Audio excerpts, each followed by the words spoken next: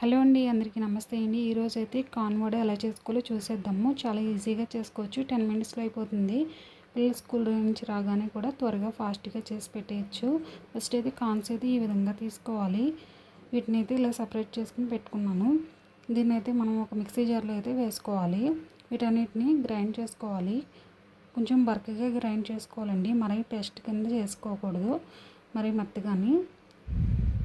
ఈ విధంగా చేసుకుంటే సరిపోతుంది, మనకి బాగుంటాయి. వడలు అనేవి క్రిస్పీగా వస్తాయి. మరీ మెత్తగా అయితే ఎక్కువ పిండి పట్టేసి మెత్తదనం అనేది వచ్చేస్తుంది వడ అనేది. ఇప్పుడైతే దీంట్లో కొంచెం సాల్ట్ని, అలాగే కొంచెం పసుపుని, 1 స్పూన్ ధనియాల పొడిని, 2 స్పూన్స్ అయితే శనగపిండిని, అలాగే 2 స్పూన్స్ వరిపిండిని యాడ్ చేసుకుని బ్యాటర్ అనేది బాగా కలుపుకోవాలి.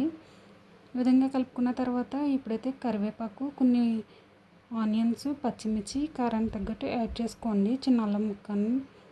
ఇప్పుడు వీటన్నిటిని ఒకసారి బాగా కలిపేసుకోవాలి. కలుపుకున్న తర్వాత వీటిని అయితే మనం వడలు వేసుకునే విధంగా బ్యాటర్ అనేది చూసుకోవాలండి. కొంచెం పలుచగా ఉంటే వరిపిండి అనేది యాడ్ చేసుకోండి. వరిపిండి యాడ్ చేసుకుంటే మనకి క్రిస్పీగా వస్తాయి, లేదంటే కార్న్ఫ్లవర్ అనేది యాడ్ చేసుకోవచ్చు, 1 స్పూను. ఈ విధంగా కలుపుకున్న తర్వాత ఇప్పుడైతే చిన్న చిన్న వడల కింద చేసుకోండి.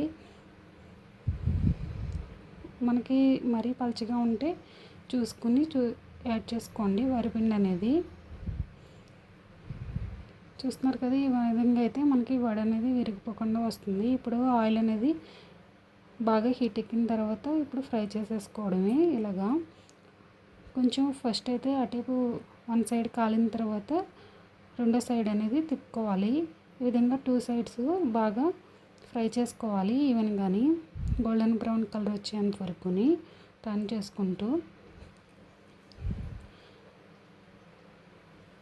ఇవైతే ఈవినింగ్ స్నాక్స్ కింద పిల్లలు అయితే చాలా ఇష్టంగా తింటారండి. చాలా సింపుల్గా కూడా చేసేసుకోవచ్చు. ఇప్పుడైతే ఇవి బాగా ఫ్రై అయినాయి, అటు ఇటు టర్న్ చేసుకుంటూ. మన ఛానల్ కనుక ఫస్ట్ టైం చూస్తున్నట్లయితే ప్లీజ్ సబ్స్క్రైబ్ చేసుకోండి, అలాగే లైక్ చేయండి. మీరు ఇచ్చే లైక్ నాకు ఎంతగానో సపోర్ట్ అవుతుంది.